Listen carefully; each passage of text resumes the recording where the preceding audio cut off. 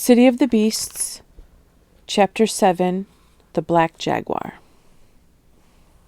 Before setting out, the members of the expedition were invited to the camp of Mario Curious. Dr. Omaira Torres excused herself, saying that she had to send the young Mormons back to Manus on an army helicopter because they were sicker than before. The camp consisted of several trailers that had been transported by helicopter and set up in a circle in a clearing about a mile from Santa Maria de la Lluvia. The units were luxurious compared to the zinc-roofed huts in the village. The compound was equipped with an electric generator, a radio tower, and solar energy panels. Carius had similar retreats at strategic points along the Amazon, from which he could oversee his many business dealings, from timber harvesting to gold mining, but he lived some distance away. It was said that he had princely mansions in Caracas, Rio de Janeiro, and Miami, and that he kept a wife in each city. He traveled in his own jet and a small plane, and he also had access to army vehicles, which certain friendly generals placed at his disposal. In Santa Maria de la Lluvia there was no airstrip large enough to land his jet, so he used his biplane, which, compared to the one Cesar Santos flew, a rusty little tin can, looked supersonic. Kate noticed that the camp was surrounded by electric fences and by numerous guards. "What can this man own that requires such heavy guards?" she commented to her grandson. Mario Curious was one of the few adventurers who had become rich in the Amazon. Thousands and thousands of garimpiros went deep into the jungle, on foot and by canoe, to look for gold mines and beds of diamonds, slashing their way through the vegetation with machetes, devoured by ants, leeches, and mosquitoes. Many died of malaria, some from gunshots, still others from hunger and loneliness. Their bodies rotted in unmarked graves or were eaten by scavengers. It was said that Curious had made his start with chickens, that he set them loose in the jungle and then split open their craws to retrieve the nuggets of gold that wretched fowls had swallowed. That story, however, like so much of the gossip about the man's past, must have been an exaggeration, because in truth gold was not scattered across the soil of the Amazon like kernels of corn. In any case, Curious never had to risk his health like the miserable garimpiros, because he had good connections and a nose for business. He knew how to give orders and command respect. What he didn't get through legal means he obtained by force.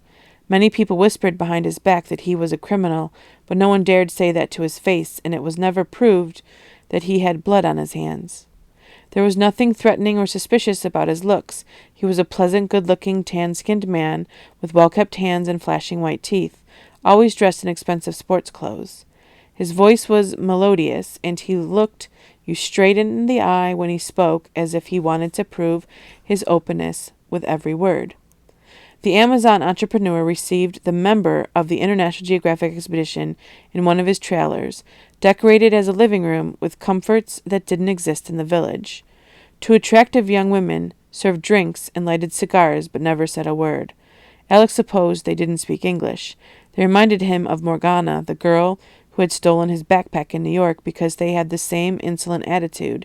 He blushed when he thought about Morgana and asked himself again how he could have been so foolish. The two girls were the only women he saw in Carius's camp. The other employees were men armed to the teeth. Their host offered them a delicious lunch of cheeses, cold meat, shellfish, fruits, ice cream, and other luxuries flown in from Caracas. For the first time since he had left his own country, Alex was able to eat to his liking. "It appears that you know this region very well, Santos," Mario Curious said to the guide. "How long have you lived here?" "All my life. I couldn't live anywhere else," he replied. "I've been told that your wife fell ill here. I'm very sorry to hear that. It doesn't surprise me. Not many foreigners can survive in this isolation in this climate. And your little girl? She doesn't go to school?" Curious reached out to pat Nadia, but Boroba barred his teeth. "I don't have to go to school. I know how to read and write," Nadia said emphatically. "And that's all you need to know, sweetie," Curious smiled. "Nadia knows the natural world, and she speaks English, Spanish, Portuguese, and several of the Indian tongues," her father added. "What is that you're wearing around your neck, sweetie?" Curious said in an affectionate tone. "My name is Nadia, she said. Show me your necklace, Nadia, the entrepreneur host smiled, showing his perfect teeth. It's magic. I can't take it off. Would you like to sell it? I'll buy it, Mario Curious said teasingly. No, Nadia said, stepping back. Cesar Santos interrupted to apologize for the prickly behavior of his daughter. He was surprised that this very important man would waste time joking with a little girl. In the past, no one had ever noticed Nadia, but in recent months his daughter was beginning to attract attention, and that did not please him at all. Mario Curious commented that if the girl had lived her whole life in the Amazon, she was not prepared for society. And what did her future hold? She seemed very bright, he said, and with a proper education she could go far. He even offered to take her back with him to the city, where he could send her to school and make a little lady of her, which was as it should be. I can't give up my daughter, but I thank you anyway, Santos replied. Think it over, hombre. I'd be like her godfather, Curious added. I can talk with animals too, Nadia interrupted. Most of those present laughed at what she had said. The only ones who didn't were her father, Alex, and Kate.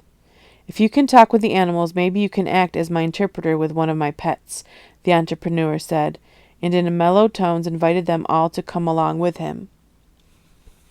They followed Mario Curious to the patio formed by the circle of trailers. In the center was an improvised cage constructed of poles and chicken wire.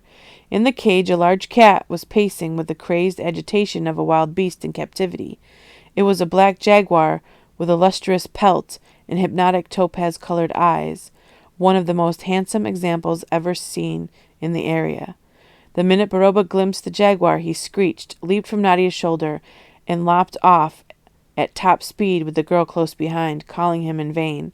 Alex was surprised because it was the first time he had seen the monkey part from its owner voluntarily. The photographers immediately focused their lenses on the cat, and even Kate pulled her small automatic camera from her bag.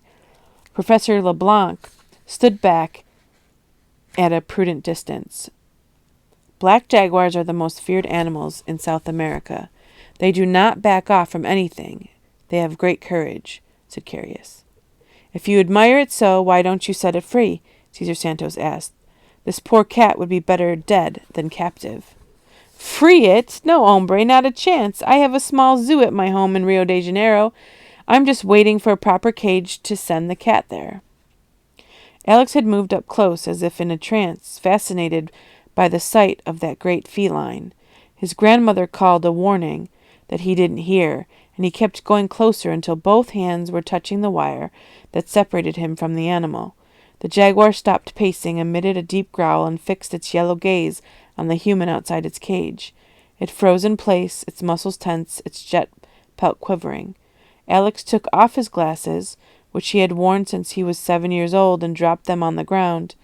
Cat and human were so close that Alex could distinguish each golden fleck in the pupils of the beast as their eyes locked in a silent dialogue. Everything faded away. Alex was alone, facing the animal on a vast amber plain surrounded by lofty black towers, beneath a white sky in which 6 transparent moons were floating like the heads of Medusa. He saw the cat open its jaws. He saw the gleam of its enormous pearl-white teeth, and in a human voice, but one that seemed to issue from the depths of a cavern, it spoke his name, Alexander. And he answered it in his own voice, but it, too, sounded cavernous. Jaguar? The cat and its counterpart repeated those words 3 times. Alexander, Jaguar, Alexander, Jaguar, Alexander, Jaguar. And then the sand of the plain became phosphorescent, the sky turned black, and the 6 moons began to whirl in their orbits and scatter like slow-moving comets. In the meantime, Mario Curious had issued an order, and one of his employees came dragging in a monkey with a rope around its neck. When it saw the jaguar, it had a reaction similar to Baroba's. It began to shriek and jump up and down and wave its arms, but it could not get free. Curious took it by the collar, and, before anyone could guess his intention, he had opened the cage with a single precise moment and thrown the terrorized little animal inside. The photographers, caught by surprise, should have remembered they had cameras in their hands. LeBlanc was fascinated by every movement of the unfortunate simian, which scampered up the wire looking for a way out, and of the cat which, following the prey with its eyes, crouched and preparing to spring. Without thinking, Alex started running, stepping on his glasses, which were still on the ground, and grinding them to bits. He hurled himself at the door of the cage, intending to save both animals, the monkey from its certain death and the jaguar from its prison. When she saw her grandson opening the lock, Kate ran, too, but before she could reach him, two of Carius's employees already had him by his arms and were struggling with him. Everything happened at once, so quickly that afterward Alex could not remember the sequence of events. With one lash of its claws, the jaguar racked the monkey from the wire, and with one snap of its terrible jaws killed it. Blood sprayed in every direction. In that same instant, Cesar Santos pulled his pistol from his belt and fired a perfectly aimed shot to the jaguar's head. Alex felt the impact as if the bullet had struck him between the eyes, and he would have fallen backwards if Carius's guards had not had a strong grip on him. "What did you do, you bastard?" yelled the entrepreneur, whirling toward Cesar Santos and pulling out his own pistol. The guards let go of Alex, who stumbled and fell to the ground, in order to deal with the guide, but they did not dare touch him because he still had the smoking pistol in his hand. "I set him free," Cesar Santos replied with awesome serenity. Mario Curious fought to control himself. He realized he could not shoot Santos in front of the journalists and LeBlanc. "Hold it down," Mario Curious ordered the guards. He killed it, LeBlanc babbled, red-faced with excitement. The death of the monkey first, and then the cat, had driven him into a frenzy. He acted as if he were drunk. "Don't concern yourself, Professor LeBlanc. I can get all the animals I want. Forgive me, I fear that this was not a spectacle for soft hearts," said Curious. Kate helped her grandson get to his feet, then took Cesar Santos by the arm and started toward the exit before the situation could grow more violent. The guide allowed himself to be led by the rider, and they left, followed by Alex. Outside they found Nadia with a terrified Baroba clinging to her waist. Alex tried to explain to Nadia what had passed between the jaguar and him before Mario Curious threw the monkey into the cage, but it was all jumbled together in his brain. The experience had been so real that he could have sworn that for a few minutes he was in a different world, a world with gleaming sand and 6 moons rolling through the firmament, a world where he and the jaguar blended into a single voice. Although he could not find the words to tell his friend what he had felt, she seemed to understand without the need to hear details. "The jaguar recognized you because it is your totemic animal," she said. "We all have our animal spirits that accompany us. It is like our soul. We don't all find our animal. Usually it's only great warriors and shamans who do, but you discovered yours without looking. Your name is Jaguar," said Nadia. "Jaguar? Alexander is the name your parents gave you. Jaguar is your real name. But to use that name, you must be like a jaguar." "And how is that, cruel and bloody?" Alex asked, thinking of the beast's jaws as it tore the monkey apart and Carius's cage. "Animals aren't cruel the way people are. They kill only to defend themselves or when they are hungry." "Do you have a totemic animal too, Nadia?" "Yes, but it hasn't been revealed to me yet. Finding your animal is less important for a woman, because we get our strength from the earth. We are nature," the girl said. "How do you know all these things?" queried Alex, who by then was beginning to have faith in what the girl told him. "Walamai told me." "The shaman is your friend?" "Yes, Jaguar, but I haven't told anyone that I talk with Walamai, not even my papa." "Why?" "Because Walamai likes solitude.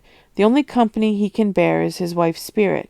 He shows up from time to time in a shabono to cure an illness or take part in a ceremony for the dead, but he never appears to the Nahab." "Nahab?" "Foreigners. You're a foreigner, Nadia.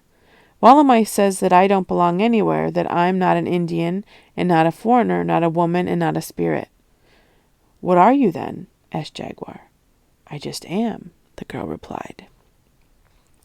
Cesar Santos explained to the members of the expedition that they would go upriver by motorboat traveling through Indian territory as far as the waterfalls of the upper Orinoco. There they would set up camp and, if possible, clear enough ground to carve out a small landing field. He would go back to Santa Maria de la Lluvia to pick up his plane, which they would use for speedier contact with the village. He said that by then the new engine would have arrived, and it would simply be a matter of installing it. With the plane, they would be able to go to otherwise unreachable areas of the mountains where, according to the testimony of some Indians and adventurers, the mythological beast might have its den. How does a gigantic creature climb up and down terrain that supposedly we can't manage? Asked Kate. We are going to find out, Cesar Santos answered. How do the Indians get there without a small plane? Kate insisted. They know the lay of the land, the guide said. Indians can climb those gigantic palm trees that have the trunks covered with long spines. They can also scale the rock faces of the waterfalls, which are as smooth as mirrors. The party spent a major part of the morning loading the boats. Professor LeBlanc had brought more bundles than the photographers, including a supply of bottled water to use when he shaved because he was afraid the mercury polluted water. It was futile for Cesar Santos to remind him that they would be camping far upstream of the gold mines. At the guide's suggestion, LeBlanc had hired Caracaway, the Indian, who had been fanning him the night before, as his personal assistant to look after him for the rest of the trip. LeBlanc explained that he had a bad back and could not carry anything at all. From the first day of their adventure, Alexander had been responsible for his grandmother's things. That was one aspect of his duties, for which she was paying him a minimal amount, to be collected upon their return if he did his job well. Every day Kate jotted down the hours her grandson worked and made him sign the page. That was how they kept track of what she owed.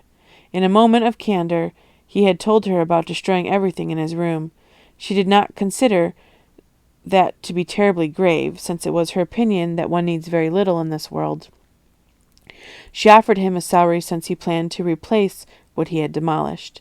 His grandmother traveled with 3 changes of cotton clothing, vodka, tobacco, shampoo, soap, insect repellent, a mosquito net, a blanket, paper, and a box of pencils, all of it in a single canvas bag. She also had an automatic camera so ordinary that it had provoked hoots of laughter from the professional photographers, Timothy Bruce and Joel Gonzalez. Kate let them laugh. Alex had even less clothing than his grandmother, plus a map and a couple of books. He had fastened the Swiss Army knife, his flute, and a compass to his belt. When Cesar Santos saw the compass, he commented that it would not be any help in the jungle, since it was impossible to travel in a straight line. Forget the compass, son. Your best bet is to not lose sight of me, he counseled. But Alex liked the idea of being able to locate north wherever he was. His watch, on the other hand, was useless because Amazon time was different from the rest of the planets. It was not measured in hours, but in dawns, tides, seasons, and rains. The 5 soldiers Captain Ariosto had provided, and Matue, the Indian guide employed by Cesar Santos, were well armed. Matue and Caracaway had adopted those names in their dealings with foreigners. Only family members and close friends could call them by their true names. They both had been very young when they left their tribes to be educated in the mission schools where they were converted to Christianity, but they had maintained contact with the other Indians. No one was better in orienting himself than Matue, who never needed a map to know where he was. Caracaway was considered to be a city man because he often traveled to Manas and Caracas, and because, like many people from the city, he was suspicious by nature. Cesar Santos had organized the necessities for setting up camp: tents, food, cooking utensils, a battery-operated radio and lights, tools, nets for setting traps, machetes, knives, and a few metal, glass, and plastic trinkets to exchange with the Indians. At the last moment, Santos's daughter appeared with her little black monkey on one hip, Walamai's amulet around her neck, with no baggage but a cotton cardigan tied around her shoulders, and announced that she was ready to go. She had warned her father that she did not intend to stay with the nuns at the hospital in Santa Maria de la Lluvia, as she had before, because Mario Carias was hanging around and she did not like the way he looked at her and tried to touch her. She was afraid of that man who carried the heart in a tote. Professor LeBlanc threw a tantrum. He had already objected strenuously to the inclusion of Kate's grandson, but since it was impossible to send him back to the United States, he had had to tolerate him. Now, however, he was not about to allow the guide's daughter to tag along, not for any reason. "This is not a kindergarten. It is a highly dangerous scientific expedition. The eyes of the world are on Ludovic LeBlanc," he fumed. When everyone ignored him, he refused to get on the boat. They could not leave without him. Only the enormous prestige of his name guaranteed the backing of International Geographic, he reminded them. Cesar Santos tried to convince LeBlanc that his daughter went everywhere with him and that she would be no bother at all. Just the opposite, she could be of great help because she spoke several Indian dialects. LeBlanc was unbending. A half hour later, the temperature had climbed to 100 degrees. Moisture was dripping from every surface, and tempers were as hot as the thermometer. That was when Kate intervened. "Like you, Professor, I have a bad back. I must have a personal assistant. I've hired Nadio Santos to carry my notebooks and fan me with a banana leaf." Everyone burst out laughing. The girl climbed onto the boat with dignity and sat beside the writer. The monkey settled itself in her lap, and from there stuck out its tongue and made faces at Professor LeBlanc, who also joined them, fiery red with indignation.